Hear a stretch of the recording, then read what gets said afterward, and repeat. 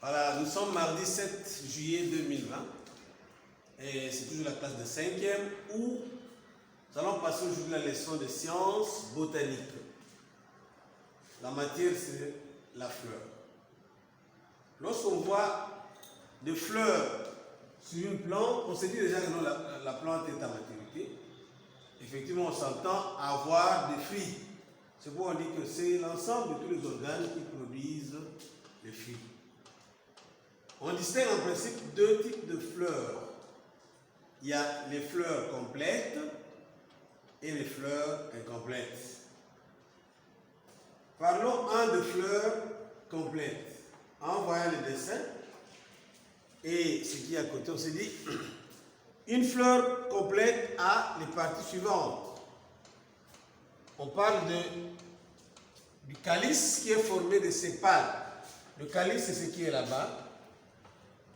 Et les sépales, c'est ça. Les parties sont là-bas. Et cette partie-là, c'est ce qu'on appelle le calice. Après viennent les parties qui sont ici, qu'on appelle la corolle. Tout ça, c'est la corolle qui est formée de pétales. Donc là, nous avons des sépales. Et là, ce sont des pétales.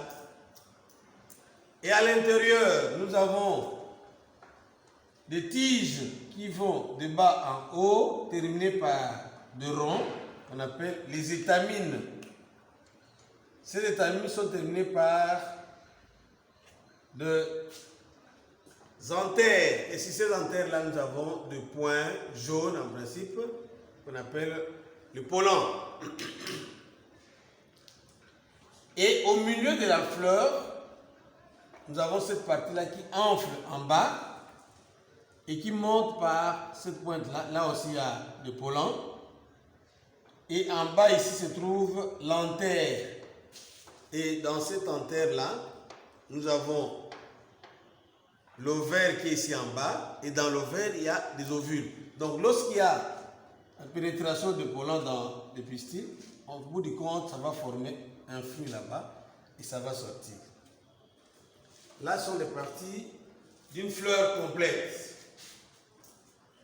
Plus loin, on va aussi parler, comme on a parlé des fleurs complètes, donc on va donner les contraires qu'on appelle les fleurs incomplètes. Dans les fleurs incomplètes, nous avons des fleurs mâles et des fleurs femelles. Parlons d'une fleur mâle. La fleur mâle n'a pas de pistil, comme le dessin le montre. Le dessin montre qu'il y a simplement des étamines qui s'allongent, mais le pistil qui est là est presque invisible. Donc, dans une fleur mâle, il n'y a que des étamines qui sont visibles, mais le pistil n'est pas tout à fait visible. Et B, nous avons la fleur femelle.